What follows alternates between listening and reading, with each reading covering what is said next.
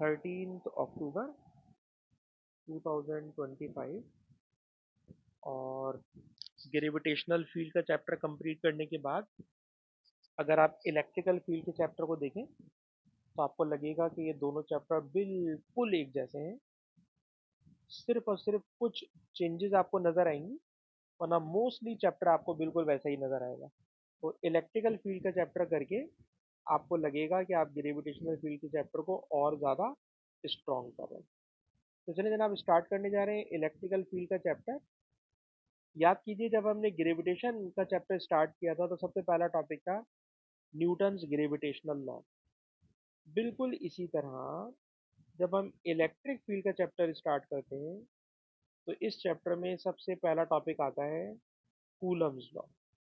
Sir Coulomb's law क्या है? तो कूलम्स लॉ बेटा यूं है कि फॉर एग्जांपल ये दो स्फेयर्स हैं, इन दोनों स्फेयर्स पर इलेक्ट्रिक चार्ज है।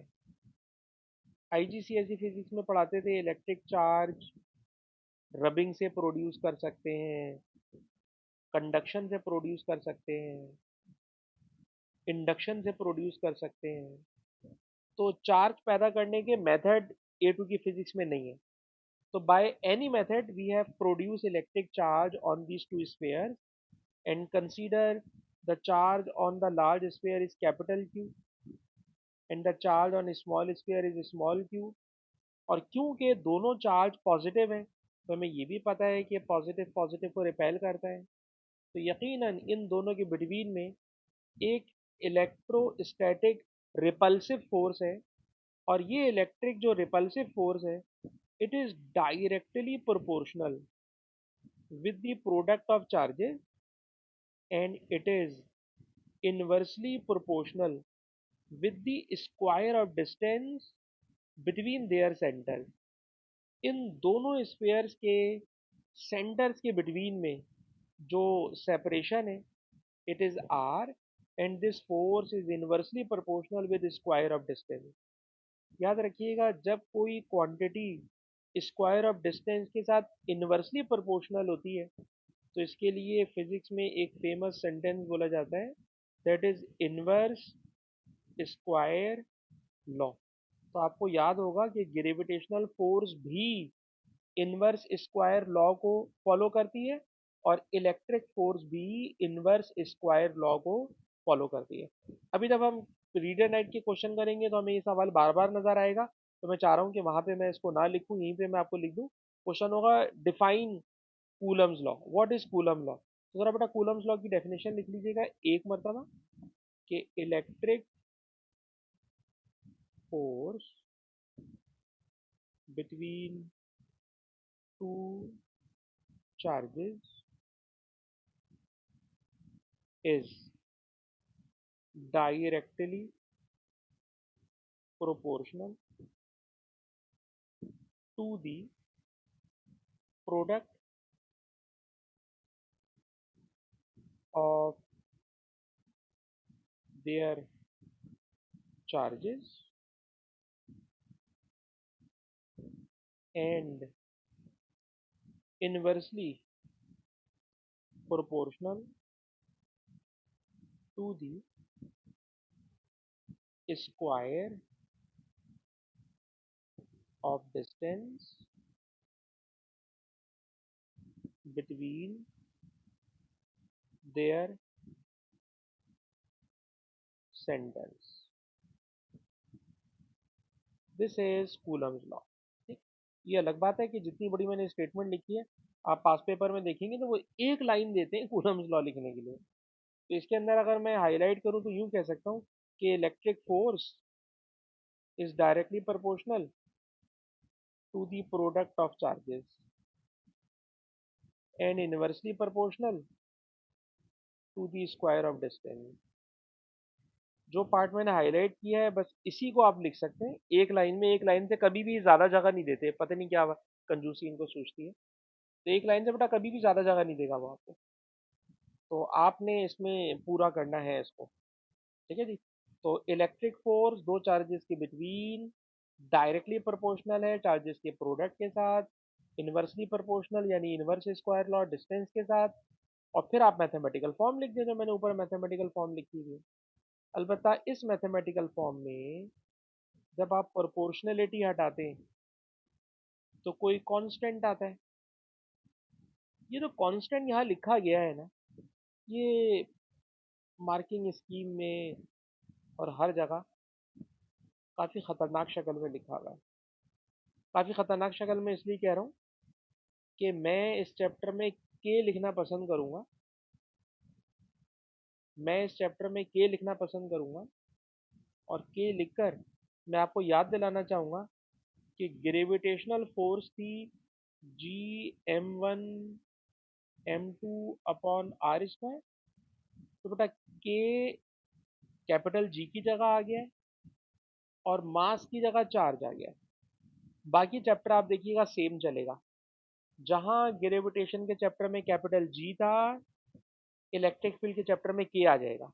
और जहाँ मास होता था सर, वहाँ मास की जगह इलेक्ट्रिक चार्ज आ जाएगा।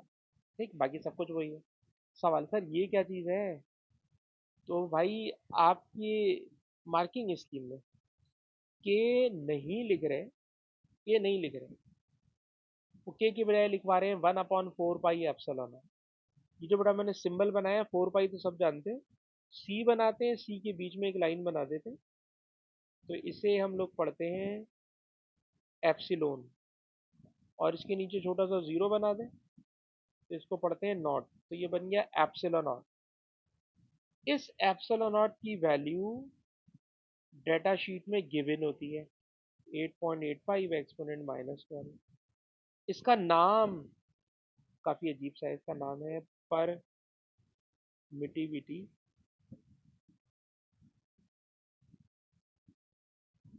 ऑफ एयर और स्पेस। ये इसका नाम है, ये इसकी वैल्यू है। ठीक है जनाब। तो कहीं पर भी इलेक्ट्रिक फील्ड का कांस्टेंट आएगा तो हम 1/4 पाई एप्सिलॉन नॉट लिखने की कोशिश करेंगे, लेकिन मैंने नोट किया है। अच्छा, एक और काम की बात, ये जो के है ना बेटा, के की वैल्यू डेटा शीट में नहीं देते। पहले तो बिल्कुल ही नहीं दे रहे थे, लेकिन 2022 के बाद से जब से नया सिलेबस आया है तो शुक्र है कि मार्किंग स्कीम में के की वैल्यू डायरेक्ट लिखी हुई नजर आ रही है। 9 नहीं लिखते, ये लोग लिखते हैं 8.99। खैर मैं तो 9 ही लिखूंगा। मार्किंग स्कीम में के की वैल्यू, मार्किंग स्कीम में के की वैल्यू आ रही है 8.99 एक्सपोनेंट 9। डेटा शीट में के की वैल्यू नहीं है। मार्किंग स्कीम में अब के की वैल्यू आने लगी है आफ्टर 2022, लिहाजा अब हम इस्तेमाल कर सकते हैं भाई के की जगह 9 एक्सपोनेंट 9। ठीक है जी। तो this is original Coulomb's law और मैं यूज ये वाला कराऊंगा। ठीक है, लेकिन कहीं लंबी करनी होगी तो ये लिख देंगे और कहीं शॉर्टकट चलाना होगा तो ये वाला काम चला लेंगे। तो पहला टॉपिक कंप्लीट हो गया है। सर पहले टॉपिक का नाम है कूलम्स लॉ। और कूलम्स लॉ क्या है सर? दो चार्जेस के बिटवीन फोर्स की ये वाली लॉ होता है। अच्छा, फिर आप देखेंगे बहुत सारे क्वेश्चन में वो आपसे कहेंगे कि फोर्स और डिस्टेंस का ग्राफ बनाए। फोर्स और डिस्टेंस का ग्राफ बनाए क्या मतलब? ये फोर्स है बेटा, ये डिस्टेंस है। ये डिस्टेंस दे दिया दो चार्जेस के बिटवीन आर, फिर डिस्टेंस दे दिया 2r, फिर डिस्टेंस दे दिया 3r, और बहुत होगा तो 4r तक जाएगा। ठीक, बहुत होगा तो 4r तक जाएगा। और फॉर एग्जांपल 1 2 3 4 5 6 7 8 9 10, 10 डिवीजन के ऊपर हमने एफ लिख के, ये आपको लिख के देगा खुद से, ये आपको खुद से लिख के देगा। ठीक है, आपसे बोलेगा जनाब फोर्स और डिस्टेंस के बिटवीन में आपने ग्राफ बनाना है। जब डिस्टेंस आर है तो बेटा दिखाएगा फोर्स एफ है। जब डिस्टेंस आर है तो फोर्स 1 एफ है। फिर आपसे कहेगा डिस्टेंस 2r कर दूं तो बताइए फोर्स कितनी हो जाएगी? तो आप गौर कीजिएगा बेटा, जो फोर्स है ना वो डिस्टेंस स्क्वायर के साथ इनवर्सली है। तो अगर आपने डिस्टेंस को 2r करा तो 2 का स्क्वायर, सर फोर्स जो होगी ना वो F/4 हो जाएगी। फोर्स F/4 हो जाएगी। डिस्टेंस 2r करेंगे तो फोर्स की वैल्यू एफ अपॉन फोर हो जाएगी। और एफ अपॉन फोर का मतलब, जैसे मैंने यहाँ पे 10 डिवीजन के ऊपर एफ लिया हुआ है, तो 10 डिवीजन को मैं 4 से डिवाइड करूँ तो 2.5 डिवीजन। 2.5 डिवीजन, ये 1 है बेटा, ये 2 है, तो 2.5 डिवीजन बेटा मुझे यहाँ मिल जाएगा। डिस्टेंस को बेटा मैंने करा 2r, सर 2 का square 4 F upon four, 10 division में फोर्स थी तो 10 अपॉन फोर, तो ये बन गया 2.5। ये नंबर जी 2.5 मैंने बेटा यहाँ पे ले लिया। एक और पॉइंट ले लें, फिर ज़्यादा लंबी नहीं कर रहा मैं। कहते हैं अगर डिस्टेंस सर 3r कर दें तो, सर अगर आपने डिस्टेंस बेटा 3r किया तो 3 का स्क्वायर 9, ये बन गया एफ अपॉन 9। फोर्स रिड्यूस हो जाएगी एफ अपॉन 9। एफ अपॉन 9 का मतलब होता है 1.1, सॉरी 10/9 अगर मैं करूँ, फोर्स यहाँ पे 10 डिवीजन के बराबर है, तो 10/9 करूँ तो 10/9 बन जाएगा 1.1। तो 1.1 मेरे ख्याल में यहाँ कहीं आ रहा होगा। उसके बाद ये और नीचे चला जाएगा। तो खैर मैं इतना आगे का पॉइंट नहीं ले रहा, सिर्फ आपको दिखाना चाह रहा हूँ कि फोर्स और डिस्टेंस का जो ग्राफ होगा वो इस तरह का कोई कर्व बनेगा। ठीक है, तो रीड एंड राइट की बुक के अंदर प्रॉपर वैल्यूज में आएगा, वहां हम दोबारा नहीं बनाएंगे, बस ये बना लिया रफ काफी है। बस ये बता दिया कि डिस्टेंस इंक्रीज होगा, जितना डिस्टेंस इंक्रीज होगा फोर्स स्क्वायर के साथ डिक्रीज होती रहेगी। जितना डिस्टेंस इंक्रीज होगा सर फोर्स स्क्वायर के साथ डिक्रीज होती चली जाएगी। यहाँ मैंने फोर्स को 10 डिवीजन पे लिया है, तो 10 को नंबर से आप डिवाइड करते रहे तो आपको वैल्यूज मिलती चली जाएगी।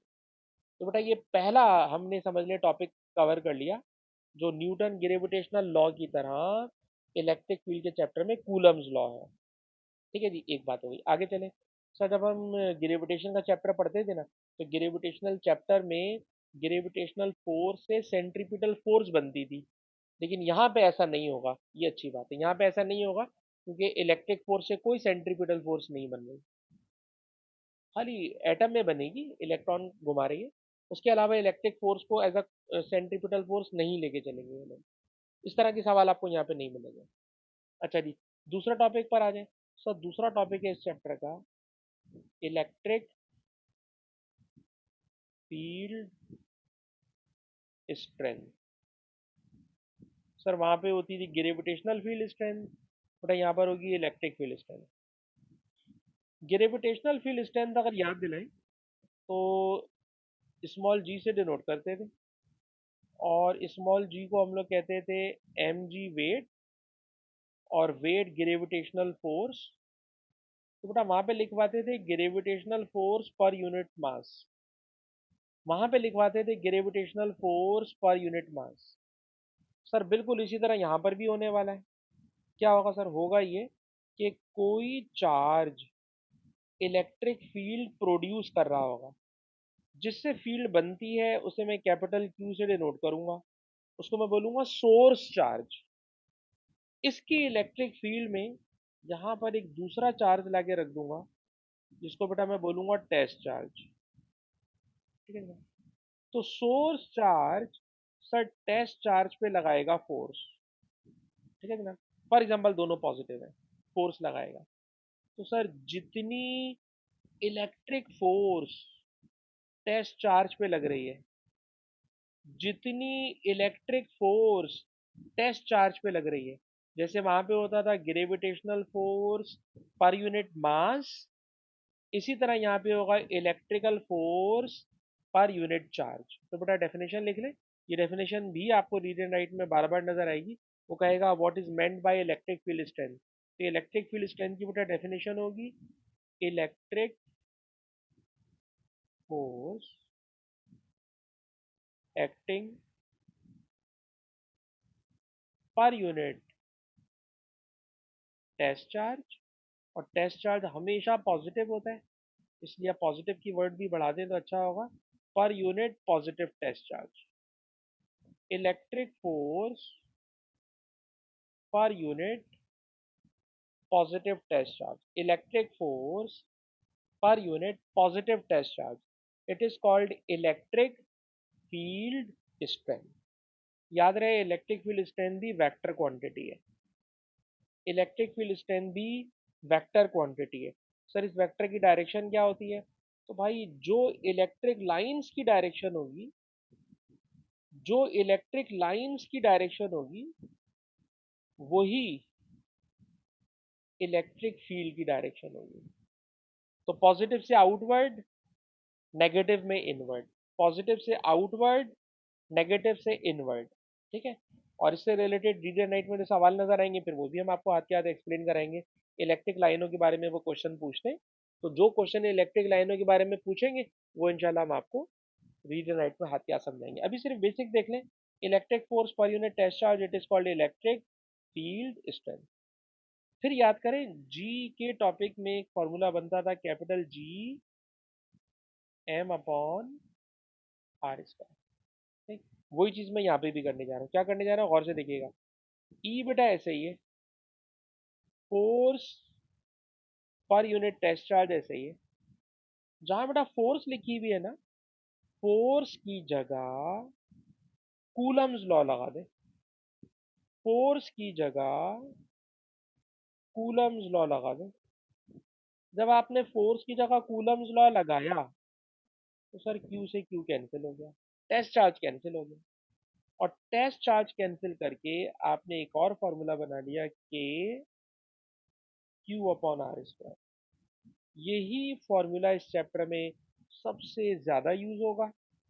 और जैसा कि मैंने अभी शुरू में आपसे कहा कि मैं के लिख रहा हूँ, लेकिन अगर स्पेशली कहीं पे इलेक्ट्रिक फील्ड स्ट्रेंथ का फॉर्मूला लिखना हो और आपको लंबी करनी हो तो आप के नहीं लिखेंगे, आप लिखेंगे 1/4 पाई एप्सिलॉन नॉट। आप लिखेंगे बेटा 1/4 पाई एप्सिलॉन नॉट। तो इलेक्ट्रिक फील्ड स्ट्रेंथ का फॉर्मूला बेटा बन गया K Q upon R square. Electric field strength का बेटा फॉर्मूला बन गया K Q upon R square. और जहाँ के है, के की वैल्यू बेटा 1/4 पाई एप्सिलॉन नॉट। और इसको हम कह सकते हैं कि ये इलेक्ट्रिक फील्ड स्ट्रेंथ का फॉर्मूला है जिसमें हमें सेंट्रल चार्ज पता होना चाहिए और डिस्टेंस पता होना चाहिए। टेस्ट चार्ज की हमें ज़रूरत नहीं है। Without using test charge we can calculate electric field strength. और बार बार याद दिला रहा हूँ कि ये formula G M upon R square की तरह है। ये formula G M upon R square की तरह है। ठीक है जनाब, तो ये दोनों के अंदर थोड़ी सी हम रिजेम्बलेंस दिखाने की कोशिश कर रहे हैं। अच्छा जी, और आगे चले। सर जब हम जिस तरह भी हमने फोर्स का ग्राफ बनाया, फोर्स का ग्राफ बनाया, सर अगर आप ई का भी ग्राफ बनाएंगे ना, ई का भी ग्राफ बनाएंगे, ठीक है ना, ई का भी ग्राफ बनाया, फॉर एग्जांपल ये स्फेयर है, इस स्फेयर की सरफेस पर, ठीक है ना, फॉर एग्जांपल इस स्फेयर का जो रेडियस है, ठीक है ना, अब जो रेडियस है वो कैपिटल आर है, ठीक है ना, रेडियस कैपिटल आर है। सर अब रेडियस कैपिटल आर है तो इसकी सरफेस पर इलेक्ट्रिक फील्ड स्ट्रेंथ की मैक्सिमम वैल्यू होती है। ये वैल्यू बड़ा मैक्सिमम वैल्यू होती है सरफेस पर। अब जैसे जैसे सरफेस से दूर जाएंगे, सर सरफेस से दूर जा रहे होंगे, तो सरफेस से दूर जाने पर, ठीक है जनाब, सरफेस से दूर जाने पर आप देखिएगा ई की वैल्यू डिक्रीज होने लगेगी, ई की वैल्यू स्क्वायर के साथ डिक्रीज होने लगेगी। और आपको पता है अब स्क्वायर के साथ डिक्रीज होती है तो अभी अभी हम आपको दिखा चुके हैं कि ग्राफ में जो वैल्यूज होती हैं वो बहुत तेजी के साथ नीचे आती है, बहुत तेजी के साथ नीचे आती है। ठीक है जनाब, ग्राफ की शक्ल अभी अभी जो मैंने फोर्स का ग्राफ बनाया है ना बेटा, तकरीबन बिल्कुल उसी शक्ल का ग्राफ बनेगा, इसलिए मैं दोबारा बनाना नहीं चाह रहा, बिल्कुल उसी शेप का ग्राफ है। जिस तरह भी आपने देखा फोर्स डिस्टेंस स्क्वायर के साथ इन्वर्सली है, तो इलेक्ट्रिक फील्ड स्ट्रेंथ भी इसी तरह से इन्वर्सली है। तो ग्राफ की शक्ल तकरीबन वही वाली है। सर कोई नई बात? हाँ, एक नई बात आ रही है, एक नई बात आ रही है। वो नई बात क्या है? तो नई बात जरा सुनिएगा। हम लोगों ने हमेशा स्फीयर की सरफेस के ऊपर किसी ऑब्जेक्ट को रखते हैं और सरफेस पे रख के फिर दूर जा रहे होते हैं, सरफेस पे रख के दूर जा रहे होते हैं।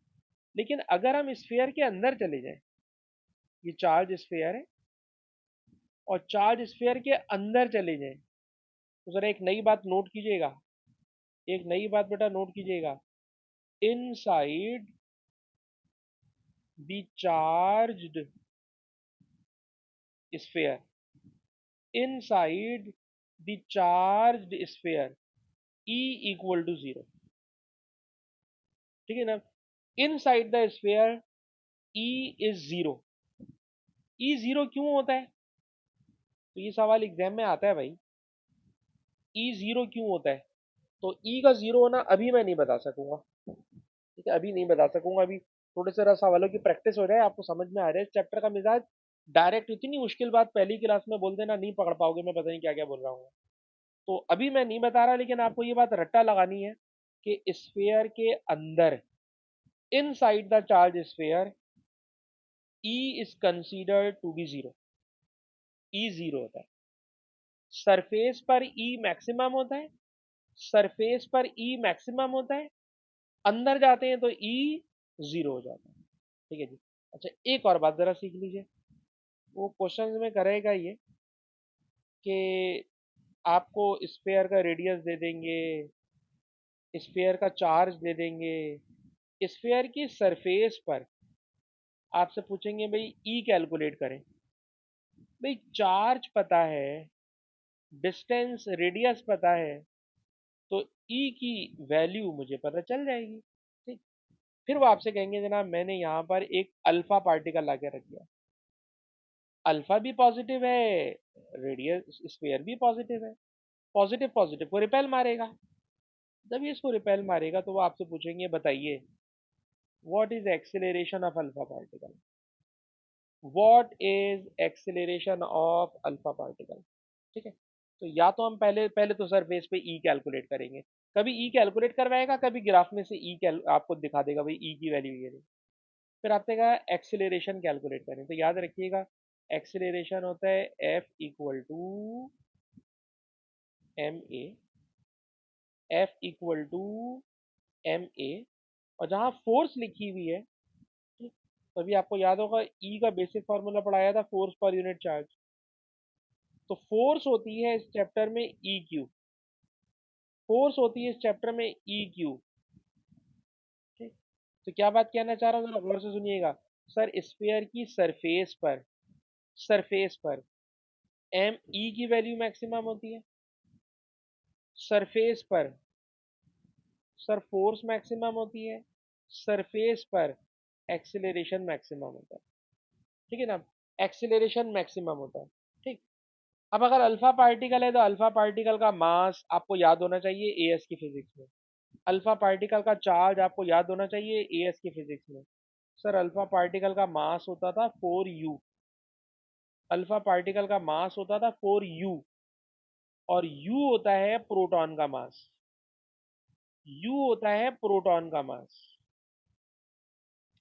ठीक है जनाब। तो इस चैप्टर में बहुत ज्यादा सवाल आएंगे अल्फा पार्टिकल के, अल्फा पार्टिकल का mass for U, U for atomic mass unit, U, और यू की value mass of proton, this is mass of proton 1 alpha particle का चार्ज, सर अल्फा पार्टिकल का चार्ज होता है 2e, E for elementary charge, sir elementary charge होता है 1.6 exponent minus 19, ठीक है। तो आपको इस चैप्टर में ये वाले सवाल बहुत मिलेंगे, स्फीयर की सरफेस पर हमने एक अल्फा पार्टिकल लाके रखा, बताइए इसका एक्सेलरेशन कितना होगा। तो इसकी सरफेस पर पहले ई कैलकुलेट कर लें, ई मैक्सिमम होगा, फोर्स मैक्सिमम होगी, एक्सेलरेशन मैक्सिमम होगा, सारी वैल्यूज बेटा पुट करेंगे और बड़े आराम से हम एक्सेलरेशन कैलकुलेट कर लेंगे, ठीक है जी, एक्सेलरेशन कैलकुलेट कर लेंगे। तो ये सिंगल स्फीयर था, और सिंगल स्फीयर का ये ग्राफ था। फिर वो आपको लेके चले जाएंगे क्वेश्चंस में टू स्फीयर्स वाले सवालों में, पहले सिंगल स्फीयर के सवाल कराऊंगा ढूंढ ढूंढ के, और फिर टू स्फीयर पे ले जाऊंगा। और मेरा ख्याल है कि इलेक्ट्रिक फील्ड के चैप्टर को टॉपिक वाइज नहीं करना चाहिए। क्यों, आप ग्रेविटेशन का चैप्टर पढ़ के आए हुए हैं, अब आपका मेंटल लेवल ऐसा है कि कोई सा भी सवाल आ जाए तो आप उसको पकड़ लें कि सर इसमें ये वाला काम हो रहा है। मेरा मशवरा तो आपको ये है।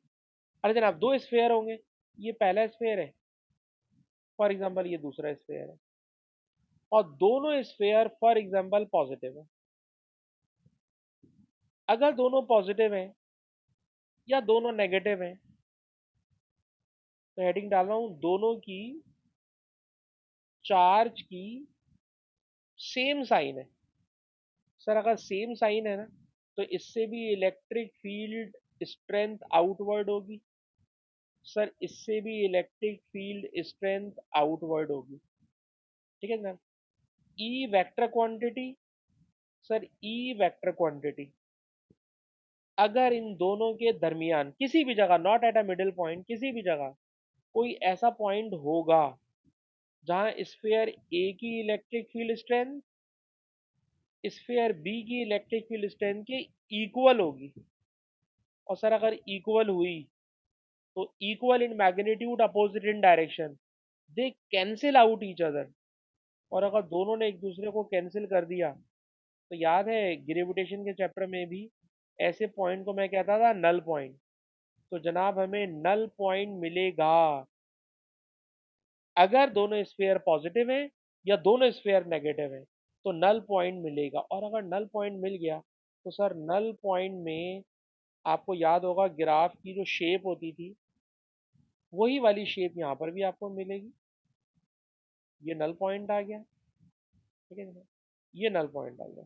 सर नल पॉइंट वो जगह है जहाँ ये स्फीयर ए की इलेक्ट्रिक फील्ड है, ये स्फीयर बी की इलेक्ट्रिक फील्ड है, और इस नल पॉइंट पर दोनों की इलेक्ट्रिक फील्ड स्ट्रेंथ एक दूसरे को कैंसिल आउट यानी जीरो कर रही होगी। और फिर ये बात भी याद कीजिएगा, रखिएगा कि स्फीयर के अंदर फील्ड स्ट्रेंथ जीरो होती है। ठीक है ना। स्फीयर के अंदर फील्ड स्ट्रेंथ जीरो होती है। ठीक है जी। तो वो आपको हाईलाइट करके दिखाएगा कि ये स्ट्रेंथ जीरो हुई हुई है। और जहां स्ट्रेंथ जीरो हुई हुई होगी ना, वहीं जहां तक स्ट्रेंथ जीरो हुई हुई होगी, यही पॉइंट आपको बता देगा स्फीयर ए का रेडियस। और जितनी यहां पर आपको ई जीरो मिल रहा होगा, ये भी आपको बता देगा स्फीयर बी का रेडियस।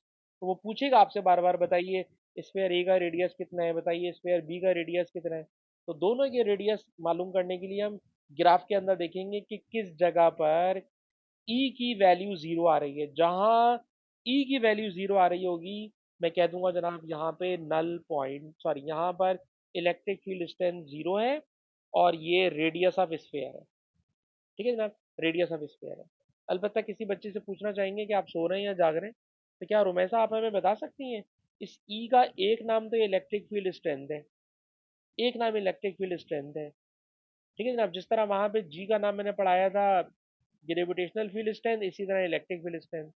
इसका एक और नाम भी होता है, अगर याद रख लें तो अच्छी बात होगी। क्या रुमैसा वो नाम आपने याद किया है ई का एक और नाम, जिसमें पोटेंशियल का लफ्ज आता हो? ई होगा लेकिन नाम पोटेंशियल आ रहा होगा, स्ट्रेंथ होगी लेकिन पोटेंशियल नाम आ रहा होगा। लास्ट वीक मैंने पढ़ाया था जो स्ट्रेंथ होती है वो पोटेंशियल वाले ग्राफ का ग्रेडियंट होती है। जो स्ट्रेंथ होती है बेटा, स्ट्रेंथ पोटेंशियल वाले ग्राफ का ग्रेडियंट होती है। तो बेटा अगर हो सके तो इसका नाम एक और यूं करके याद रख लें कि ई का सर एक और नाम है पोटेंशियल ग्रेडियंट, ताकि अगर आपको पोटेंशियल वाला ग्राफ दिया हुआ हो, तो आप कह सकें देखिए पोटेंशियल वाले ग्राफ का जो ग्रेडियंट होता है ये ई के बराबर होता है। E for electric field strength, E for electric field strength. ठीक है जनाब, ये इलेक्ट्रिक फील्ड स्ट्रेंथ मैंने दो स्फीयर के बिटवीन में भी करा दी। ठीक है जी। अच्छा जी, थोड़ा सा और आगे चले? नहीं सर आगे ना चले, एक और बात यूँ बताएं कि ये अभी हमने ग्राफ बनाया सेम साइन वाला, सेम साइन वाला। सर ऐसा भी तो हो सकता है कि एक स्फीयर पॉजिटिव हो और एक स्फीयर नेगेटिव हो। सर अगर एक पॉजिटिव हुआ और एक नेगेटिव हुआ, तो सर पॉजिटिव से इलेक्ट्रिक लाइनें जा रही होंगी आउटवर्ड, नेगेटिव में इलेक्ट्रिक लाइन आ रही होगी इनवर्ड। तो याद रखिएगा इनके बिटवीन में नो नल पॉइंट, इनके बिटवीन में no null point, null point होता ही नहीं है। Sphere A positive, sphere B negative. अगर दोनों स्फीयर पर इलेक्ट्रिक चार्ज अपोजिट साइन में, अगर इलेक्ट्रिक चार्ज अपोजिट साइन में है, तो there is no null point. और अगर नल पॉइंट नहीं होगा, तो अब जो जी का ग्राफ होगा ना, उसके अंदर आधा ग्राफ ऊपर आधा ग्राफ नीचे होगा ही नहीं, सॉरी जी बोल रहा हूँ। ई का ग्राफ सर आधा ऊपर आधा नीचे नहीं होगा, आधा ऊपर आधा वो नीचे नहीं होगा, बल्कि ग्राफ ऊपर से ही ऊपर घूम जाएगा, ऊपर से ही ऊपर घूम जाएगा।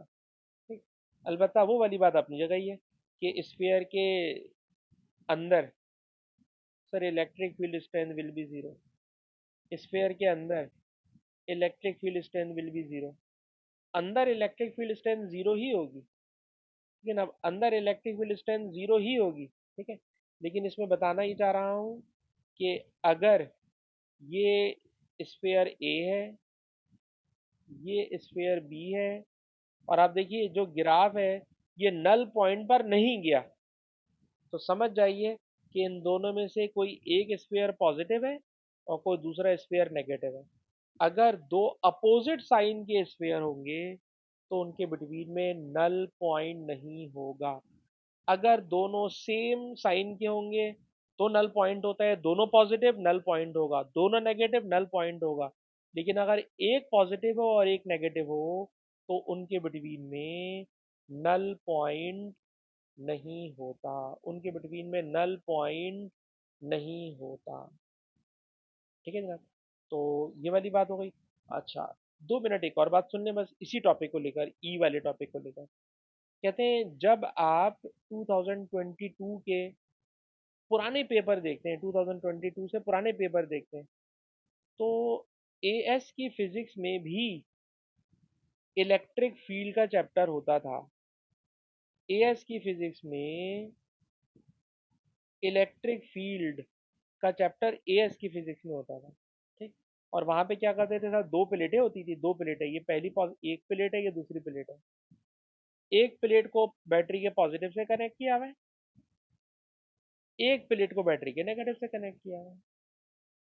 तो इन दोनों के बिटवीन जो इलेक्ट्रिक फील्ड बनती थी, आपको पता है इलेक्ट्रिक लाइनें पॉजिटिव से आउटवर्ड नेगेटिव में इन्वर्ट आती है, तो इलेक्ट्रिक लाइनें पॉजिटिव से नेगेटिव की तरफ ही जा रही हैं, इलेक्ट्रिक लाइनें पॉजिटिव से नेगेटिव की तरफ ही जा रही हैं, पर ये सारी इलेक्ट्रिक लाइनें एक दूसरे के साथ इक्वली स्पेस होती हैं। ठीक है ना, मैं इतनी अच्छी इक्वली स्पेस नहीं बना पाया, इक्वली स्पेस्ड होती हैं, पैरेलल होती हैं। और इस इलेक्ट्रिक फील्ड में हर जगह इलेक्ट्रिक फील्ड स्ट्रेंथ एक जैसी होती है, इसको हम लोग कहते हैं यूनिफॉर्म इलेक्ट्रिक फील्ड। तो एएस की फिजिक्स में खाली यूनिफॉर्म इलेक्ट्रिक फील्ड पढ़ाते थे, सिर्फ यूनिफॉर्म इलेक्ट्रिक फील्ड। ठीक है ना, और जो अभी हम ऊपर पढ़ के आए it is not uniform electric field. आप देखिए ई की वैल्यू कहीं ज़्यादा है, कहीं कम हो रही है, कहीं ज़ीरो हो रही है, कहीं अपोजिट डायरेक्शन हो रही है। तो A2 की फिजिक्स में हम लोग पढ़ते हैं नॉन यूनिफॉर्म इलेक्ट्रिक फील्ड। ठीक है, एएस की फिजिक्स में पढ़ते थे यूनिफॉर्म इलेक्ट्रिक फील्ड। ठीक है। अच्छा, अब क्या होगा सर, अब भाई A2 की फिजिक्स में भी आपको दो प्लेटों के बिटवीन यूनिफॉर्म इलेक्ट्रिक फील्ड भी थोड़ी बहुत पढ़ना होगी, थोड़ी बहुत। उसमें तो बहुत ज़्यादा इंतहा कर देते थे, लेकिन इसमें थोड़ी बहुत होगी। ठीक है, अब वो थोड़ी बहुत क्या होगी, तो इसको इंशाल्लाह मैं नेक्स्ट वीक की क्लास में करा सकूंगा। अलबत्ता आज हमने इस चैप्टर की थ्योरी सारी ख़त्म कर ली है, तो सारी तो नहीं, एक टॉपिक बाकी है, पोटेंशियल एनर्जी काइनेटिक एनर्जी वाला। ठीक है, ग्रेविटेशन के चैप्टर से दिमाग में बातें लाओ, तो एनर्जी वाला टॉपिक बाकी है।